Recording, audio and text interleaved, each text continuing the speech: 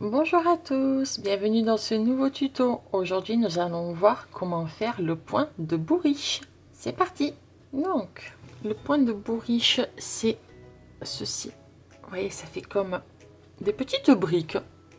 Il est plutôt sympa. Il n'est pas réversible par contre, mais il a un petit effet gaufré, un peu en relief. Je sais pas si ça se verra un peu ou pas du tout. Mais voilà, ça fait un petit relief, ça fait des petites briques, un petit motif très sympa. Donc c'est ça qu'on va apprendre à faire aujourd'hui. Pour réaliser le point de bourriche, il vous faudra un nombre de mailles multiple de 4 plus 2 mailles lisières. Ici, j'ai monté 22 mailles. Alors, c'est un point qui s'effectue sur 8 rangs. Vous verrez, c'est vraiment très simple. Alors, premier rang. Genre, on va tricoter la maille lisière parce que je viens de monter les mailles. Et la séquence que vous allez devoir répéter est celle-ci. 3 mailles à l'endroit. 1, 2, 3. Une maille glissée, comme si vous alliez la tricoter à l'envers. Sans bouger le fil, rien. Juste comme ça. Hop, sans la tricoter. Voilà. Et c'est tout. Je recommence. 3 mailles en droit.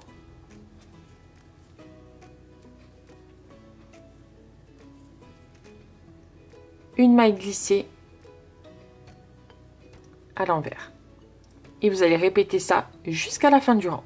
Donc voilà, à la fin de votre premier rang, vous finissez avec une maille glissée et votre maille lisière que vous tricotez à l'endroit. Pour ce deuxième rang, tout va être tricoté à l'envers. Donc votre maille lisière, ici votre maille glissée qui va rester en maille glissée envers comme ceci, et puis vous faites 3 mailles à l'envers. Je recommence la séquence. Votre maille glissée à l'envers. 3 mailles envers.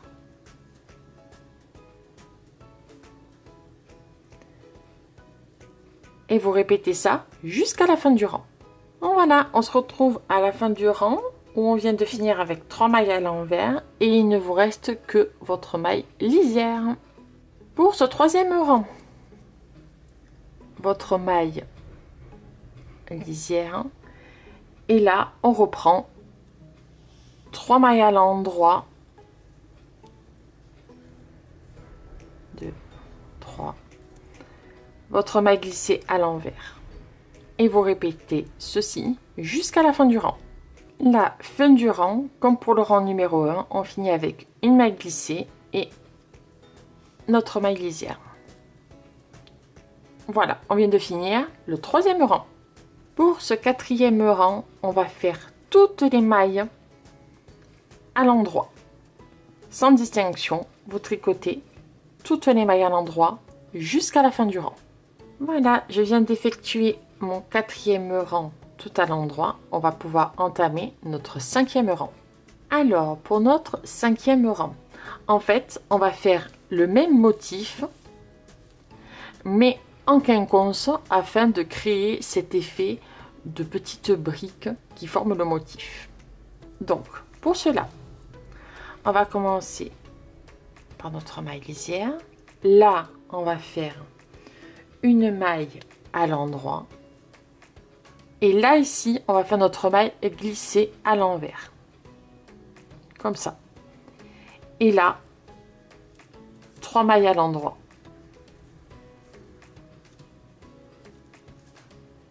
Une maille glissée envers, 3 mailles à l'endroit.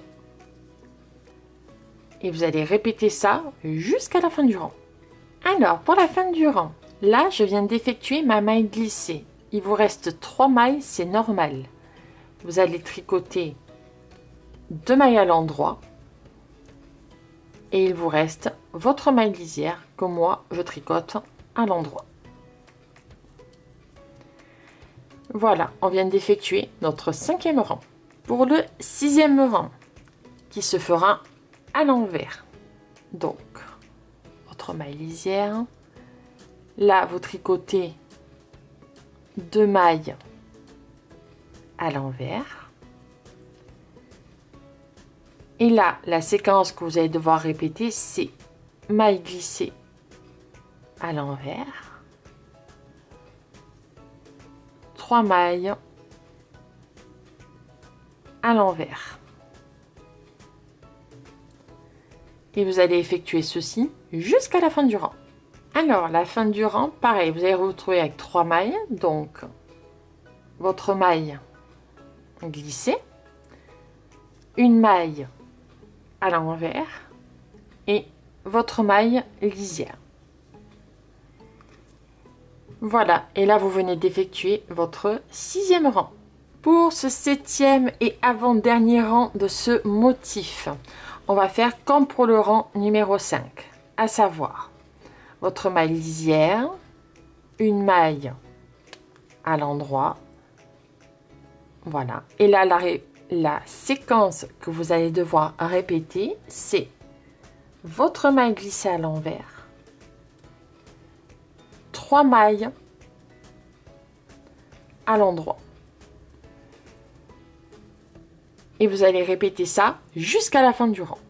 Fin du rang numéro 7, vous vous retrouvez à nouveau avec 3 mailles. Je viens de glisser ma maille non tricotée.